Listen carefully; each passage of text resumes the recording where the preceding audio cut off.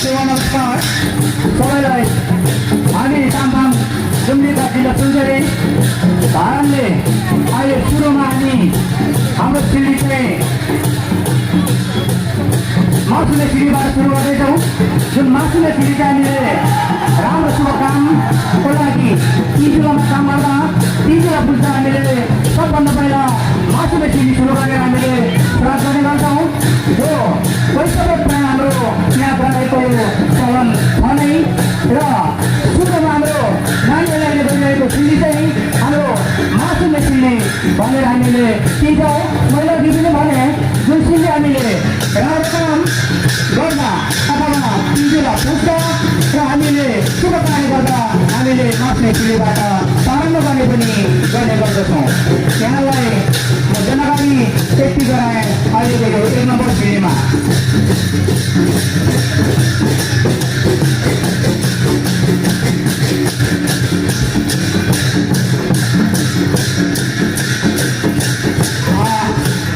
जुन सिडी तपाईँले हेर्दै हुनुहुन्छ मासुले सिडी यो आफ्नो राई भाषामा छ। तपाईँले आफ्नो राई भाषामा के भन्नुहुन्छ अनि साधारण भाषाले चाहिँ यस सिडीलाई मासुले सिडी भनेर भन्ने गर्दछ।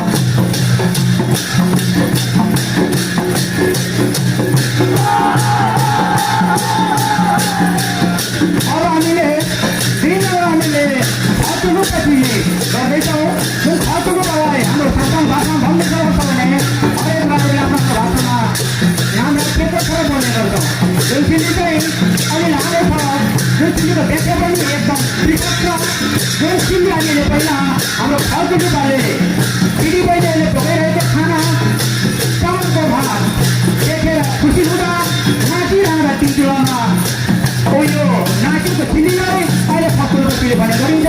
तर त्यो सिडी के थियो भने दिदी बहिनीहरूले चामलको भात प्रकारको देख्दा खुसी भएर तिनचुला खुम्दा त्यो सिडीले फक्कुको सिडी भएर बस्न पुग्यो। त्यसैले गोर्खाले हाम्रो सानो भवनमा नामकरण गरेको देखिन्छ। म यहाँलाई 2 नम्बर सिडीको देखि गर्न सकेँ।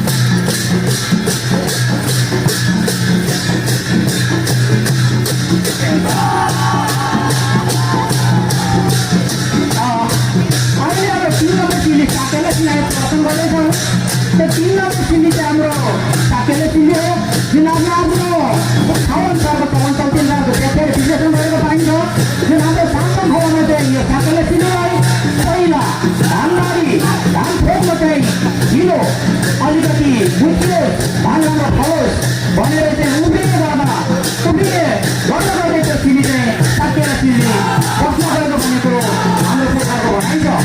र हामी किरा सरकार रहेको जनफलो खोटाङ जिल्लाको खोटाङ भन्ने ठाउँबाट हामी बसोबास गर्दै अहिले विभिन्न देशको 14 जिल्लामा अहिले हामीले किरा सम्भार जिल्लाको हामीले स्थापना गरिसकेका छौँ र गठन गरिसकेका त्यो ठाउँ अहिले भिरपाखा रहेको र वन जङ्गलको खोलामा धेरै भएको हुनाले शिकार धेरै जाँदा सरकारको बारीहरूले त्यो ठाउँलाई राम्रो मानेर उहाँले त्यो ठाउँमा बसोबास गर्नुभयो। त्यसै ठाउँबाट हामी छोडेर अहिले देशको विभिन्न जिल्लामा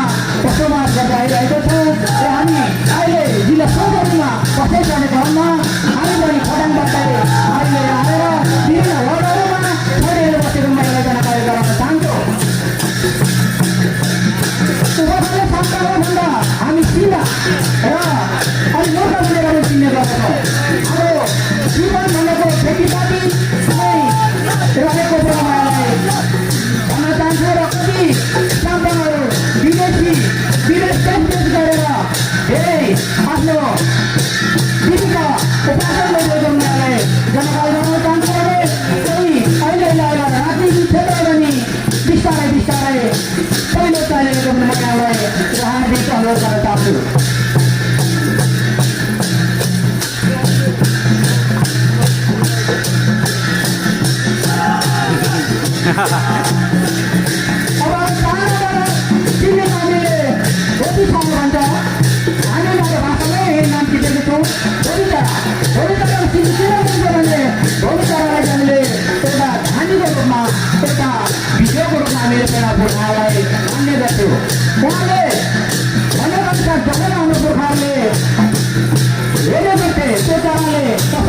राम्रो अथवा शुभ अशुभ खबर के ल्याउँदैछ भनेर भूमिका रोक्दै भूमिकालाई हामीले एउटा सुरुवी भन्छ सामान भाषामा धानीको रूपमा मान्ने गर्छ। त्यसैले भूमिकालाई हामीले हाम्रो पुर्खाहरूले मानेअनुसार हामीलाई अहिले धानी बिजुवा भनेर भन्ने गर्छ। पश्चिमी नानीहरूले गर्नुहुन्छ।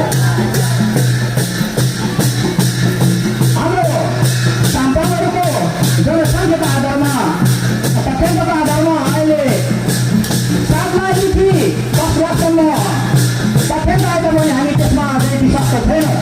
हामी साम्बाको दाबी 20 देखि 30 लाखसम्म हामी साम्बा नेपालमा फेरि फैलेर बसेको भन्ने हाम्रो दाबी हो। तर नेपाल सरकारको तथ्याङ्कले 6 लाख 6.5 लाख हामीले देखाए पनि हाम्रो साम्बाहरू त्यसमा हामी मान्नेवाला छैनौँ। हामी विश्वास छैनौँ। हामी हाम्रो दाउको साथ हामी 20 लाखदेखि 30 लाखसम्म हामी सरकारको जनसङ्ख्या रहेको यहाँलाई म हात दुःख गर्न चाहन्छु।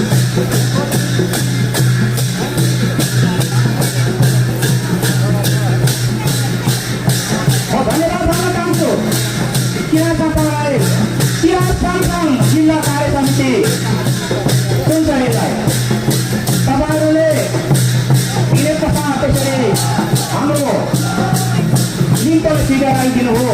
त्यसमा धन्यवाद भन्न चाहन्छु भने त्यसरी प्रथापित पश्चात हाम्रो हरेक भाषीहरूको एउटा बिन्दुबाट आएर सबै भाषीले एक गर्ने त्यहाँ त एक छ जुन जिल्ला सुनसरीले यस्तो कदम चालेको छ। उहाँलाई धेरैभन्दा धेरै म धन्यवाद भन्न चाहन्छु। यस्तो कार्यक्रमहरू भइरहँदा हामी भाषीहरू पनि उहाँसँग धेरै खुसी रहेको माया जाने गर्न चाहन्छु भने अब हाम्रो अन्तिम सिन्धी उहाँमा पछि हामीले गर्दैछौँ। यो पछि सिन्धी हामीले किन गर्दैछौँ भने हाम्रो छोरी चेलीहरूलाई हामी घरबाट निकालेर गर्दा हामीले अनिवार्य रूपमा सान्ताहरूलाई पोथी चाहिन्छ। हामीले पोथी चाहिँ हामीले गर्दा 3 मामाको पोथीलाई हामीले हरेक हाम्रो छोरी चेलीहरू हामी दिने गर्ने गर्दछौँ। हरेक राय गर्दछ हात खोलान छ र खोलान छ भन्ने गर्दछ। हामीले चाहिँ त्यस पोथीलाई हामी त्यसमा पनि दिने गर्ने गर्दछौँ। त्यसै गर्दा हाम्रो समय सकिएको हेर्नुहोस् जाँदा बेलुका हाम्रो दिल्ली मोबाइललाई दिल्लीको बिच बिस्तारै बिस्तारै मारिनको लागि अनुरोध गर्दै तपाईँ व्यवस्थित भएर आफ्नो ठाउँ सिकिनको लागि अनुरोध गर्दै सम्पूर्ण उपस्थित हुने स्टेजमा मैले भन्नुपर्ने